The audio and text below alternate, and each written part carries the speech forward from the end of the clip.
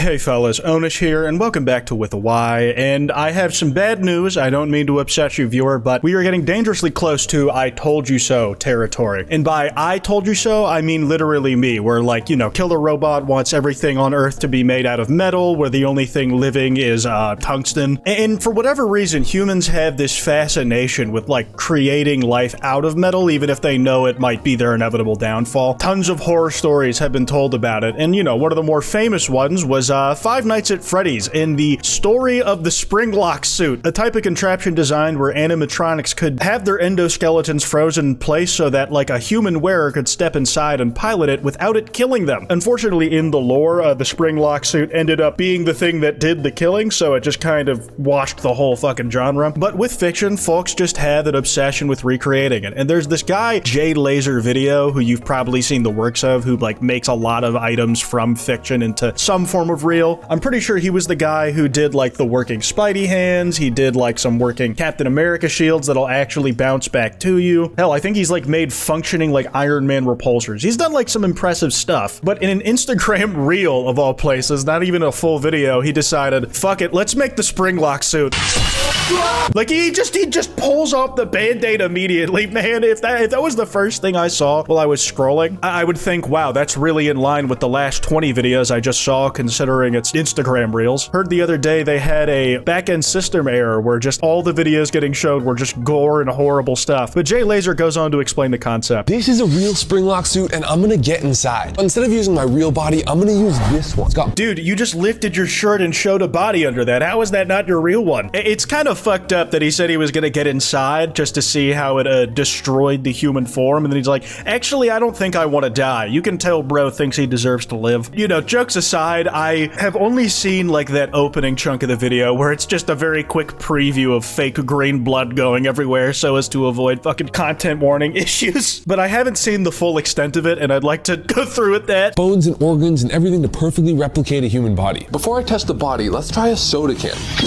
Oh my god, dude. You really should not have had your hand anywhere close to that if you fucking knew it had that kind of bite force. Like, this is not a Springlock suit. A Springlock animatronic suit is specifically to prevent this from happening to you. But this thing looks like it's designed to be like an Iron Maiden that you willingly walk inside of. I remember the fears I had when I first played Security Breach, knowing literally anything about FNAF lore, and I was like, damn, we're gonna put a small child in Glamrock Freddy's fucking stomach. The true subversion of expectations in that game was you not getting minced to pieces. All right, crank it up a notch. Ooh. Oh my god. Like, I think he realized in that moment that he's like, shit. It's like, shit, that could have been the take where I lost my goddamn hand. Because the thing stabbing into the can isn't even particularly bladed. It's just, it's got like a blunted edge, but it has so much force that it's just gonna collapse your ribcage and sternum easily. These massive springs are attached to steel bars that snap shut like a mousetrap. I don't think that's the direction spring locks are supposed to lock into, man, but sure, that's fine. We're so cooked. All right. Hey, it's a perfectly good beer, man. You can't waste that shit. All right, let's see what happens to the actual body. If I were this guy and I had gone through all the trouble of like putting together the Springlock coils and 3D printing an actual Freddy Fazbear suit, one, I would have gotten an animatronic who is actually even a Springlock suit in the lore. But like, this is probably a small fry idea for him considering the other shit he's done, man. Like, I'm looking at his channel now and like swinging from webs like Spider-Man, a real Silver Surfer hoverboard? Are you kidding me? How do you even do that? Now for the body. In 3, 2, 1.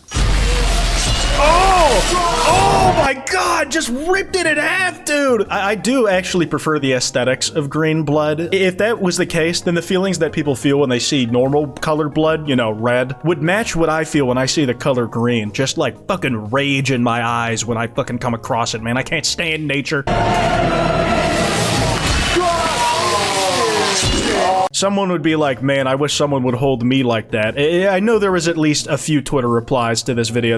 Comment what I should build next. My question is, was that a fucking viewer request? When someone asked you, can you build a real-life Springlock suit? Did you just kind of interpret what that was based off like the surface level lore? Or did the comment request that you build one that's like actually just a murder contraption? Everything I've been saying about what the Springlock suits are in lore is very funny. Like, it's supposed to ostensibly keep you alive, but it's most known for never doing doing that at all in its most popular depictions. Like, look at Afton over here just shaking the hell out when he realized what had been done to him. And it's not much better in the movie interpretation either. When I first watched FNAF 1 in theaters, I was pretty surprised with how gory they were able to get it, though it's definitely muted for that PG-13 rating. But this is like the most popular visual of what these things do to people, so it's no wonder that like when you're just like making a recreation of a real life one for a one-off short, this is the impression you get of what they're supposed to do. Oh, 1, 2, digs in, like it knows how to fucking twist the knife slowly, man. That Springlock suit has like a sense of dramatic irony, which I much appreciated. You're missing the copious amounts of blood coming out from like every orifice or like little unplugged hole in the suit, man. That's like a really core tenet of the whole thing. I need it to be like hard R rating. I always come back. This part always killed me in this scene where he's like, dude, I'm dying on the spot right now. You know what I need to do? Get the fuck back into character. The hat's going back on, bitch. Now, this tweet went pretty viral. Now, this tweet made the rounds like a week ago and had a lot of people talking about it. It's just very funny to me, like at the end of the day. Like, nobody knows what springlocks are, so they just invent a death trap.